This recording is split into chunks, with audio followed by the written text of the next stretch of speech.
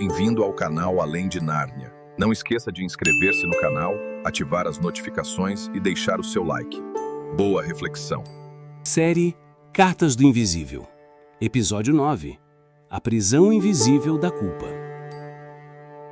No invisível campo da luta espiritual, onde forças invisíveis travam batalhas pelo domínio das almas humanas, as emoções são armas poderosas nas mãos do inimigo.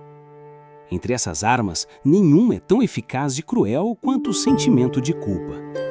É ela que pode, silenciosamente, aprisionar, corroer e enfraquecer a alma, transformando-a em um campo de batalha interno onde o medo, a vergonha e a desesperança reinam. Este episódio da série Cartas do Invisível, inspirado no clássico de C.S. Lewis, Cartas de um Diabo a seu Aprendiz, vai nos revelar as estratégias sutis do demônio Screwtape para controlar o paciente, para mantê-lo sob o jugo da culpa e assim longe da verdadeira liberdade que só a graça pode oferecer. A culpa é uma emoção universal. Ela surge quando percebemos que erramos, que falhamos a um padrão oral ou quebramos um relacionamento. Em sua função saudável, a culpa é um convite ao arrependimento, uma consciência que aponta o caminho da transformação. Mas esse mesmo sentimento, tão necessário, pode se tornar uma armadilha fatal. Para Screwtape, a culpa exagerada e manipulada é como uma corrente invisível que prende a alma, que a impede de avançar. Nas cartas dirigidas a Wormwood, Screwtape explica que o segredo para usar a culpa como instrumento de controle está na sua ambiguidade. Ela pode levar à verdadeira contrição e mudança ou à escravidão emocional. O demônio quer que seu aprendiz faça o paciente mergulhar na segunda opção, aprisionando num ciclo vicioso de alta acusação que mina a esperança e paralisa a vontade. A primeira tática que Screwtape orienta é o exagero da culpa. Ao invés de permitir que o paciente reconheça seus erros e se volte para o perdão divino, Wormwood deve pressioná-lo a sentir-se irremediavelmente condenado, sem possibilidade de redenção. Essa culpa esmagadora, distante da graça, é uma forma cruel de tortura espiritual que corrói a autoestima e destrói a paz interior.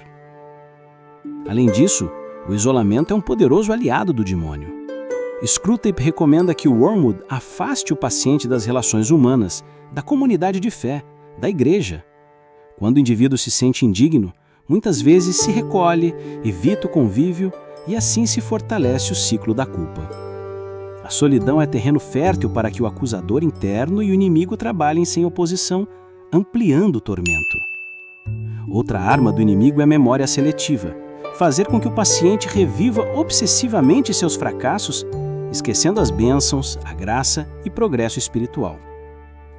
A fixação nos erros cria uma narrativa negativa interna que intensifica a sensação de fracasso e faz com que ele se esqueça do amor e da misericórdia de Deus. Essa obsessão pela própria culpa é, em si, uma armadilha. Mas há ainda uma armadilha mais perigosa que Screwtape sugere: usar a culpa como identidade. Ao invés de permitir que o paciente veja a culpa como algo passageiro, como uma consequência de um erro que pode ser reparado, Wormwood deve convencê-lo de que a culpa é quem ele é. Isso é letal. Você não cometeu um erro, você é o erro.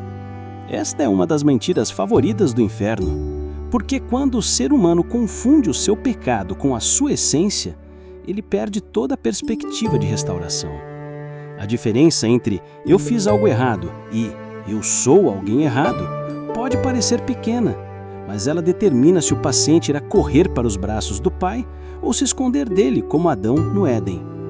E é aí que a culpa se transforma em vergonha tóxica. A vergonha não diz apenas que erramos. Ela sussurra que somos indignos de amor, que não pertencemos, que não podemos mais voltar. Screwtape ensina Wormwood a transformar cada lembrança de pecado num espelho distorcido que o paciente carrega consigo, vendo não o que Deus vê, mas o que o inimigo quer que ele veja: fracasso, inutilidade, condenação. Mas o cristianismo, desde suas raízes mais profundas, ensina o contrário.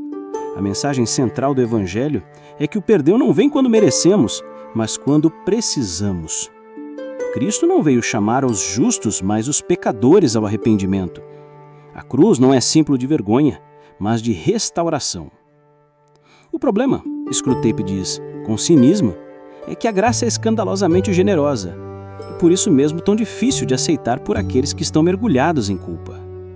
Ele escreve: faça o paciente acreditar que o perdão é para os outros, mas não para ele, que a misericórdia de Deus é grande, mas não o suficiente para cobrir aquele pecado específico. Essa é a estratégia, transformar o pecador em exceção ao amor divino. O acusador é uma figura central nessa batalha. Lewis, com sua visão filosófica e teológica, nos lembra que o acusador não é apenas um sentimento psicológico, mas uma entidade espiritual real. Uma voz que tenta destruir a confiança do paciente no amor divino. Essa voz insiste na sua condenação, na sua inutilidade. Mas no centro dessa escuridão brilha uma luz, a consciência moral verdadeira, que não paralisa, mas liberta. A consciência que reconhece o erro, que se volta para o perdão e restauração. É a alma despertando para a graça. O Evangelho é o antídoto para o veneno da culpa que escraviza. O apóstolo João escreveu com clareza e esperança: se confessarmos os nossos pecados, Ele é fiel e justo para nos perdoar e nos purificar de toda a iniquidade. Essa promessa é a chave para romper as correntes invisíveis que nos prendem. O verdadeiro arrependimento não é autoflagelação, mas entrega confiante à misericórdia de Deus. Screwtape, irônico e cruel, sabe que manter o paciente longe desse perdão é a maior vitória. Por isso estimula Wormwood a semear dúvidas sobre a graça, a criar uma barreira invisível de medo e rejeição que afasta a alma do contato com Deus. Esse jogo entre luz e trevas tem consequências profundas. O paciente vive dividido entre o desejo sincero de mudança e a força paralisante da culpa, entre a vontade de avançar e o medo do fracasso. Essa tensão pode levá-lo ao desânimo, à desesperança e até à deserção da fé. Para compreender melhor, consideremos uma cena imaginada por Lewis, onde Wormwood observa o paciente após uma falha moral e vê a expressão no rosto dele, não de arrependimento que o leva a Deus, mas de desespero que o afasta de Deus.